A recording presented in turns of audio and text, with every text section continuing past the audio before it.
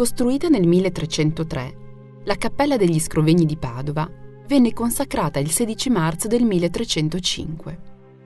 In questi 2 anni, Giotto creò uno dei cicli pittorici più importanti di tutta la storia della pittura italiana del XIV secolo. Ma chi era il committente?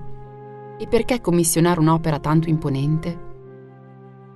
Enrico Scrovegni era un ricco mercante padovano e fu lui a commissionare la costruzione e la decorazione della cappella. Nella supplica che rivolse al vescovo per poterla costruire e decorare, dichiarò di voler in questo modo strappare l'anima del padre dalle pene del purgatorio ed espiare i suoi peccati.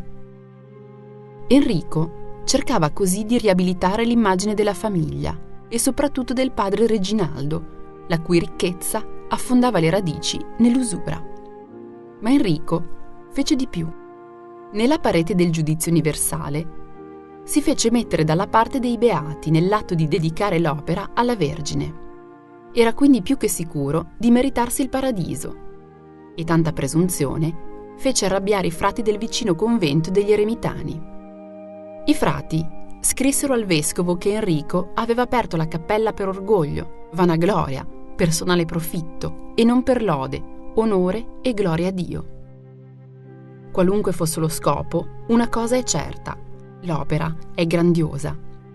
La cappella, a navata unica, misura 29,26 metri di lunghezza, 8,48 metri di larghezza e ha un'altezza di 12,80 metri. È coperta da una volta a botte e conclusa da un arco trionfale, al di là del quale si apre il coro con la piccola abside. La luce proviene da 7 finestre aperte nella parete destra, mentre quella sinistra è cieca.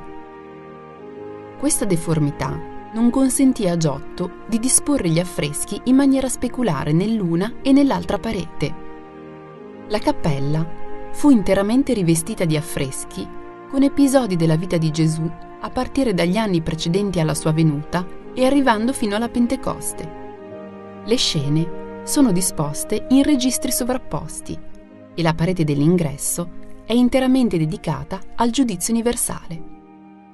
Rispetto al precedente grande ciclo giottesco di Assisi, qui rimane il senso della profondità e del rilievo.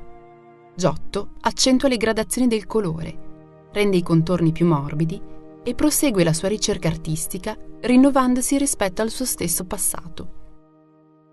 I paesaggi diventano parte integrante della composizione e l'azzurro compatto e denso del cielo mette in risalto tutti gli altri colori. Dal punto di vista della tridimensionalità, l'invenzione più stupefacente è l'illusione dei 2 finti coretti in prospettiva, dipinti sulla parete dell'arco trionfale. Con la loro profondità straordinaria, si inseriscono in un vero programma di simulazione architettonica che riveste l'intera cappella.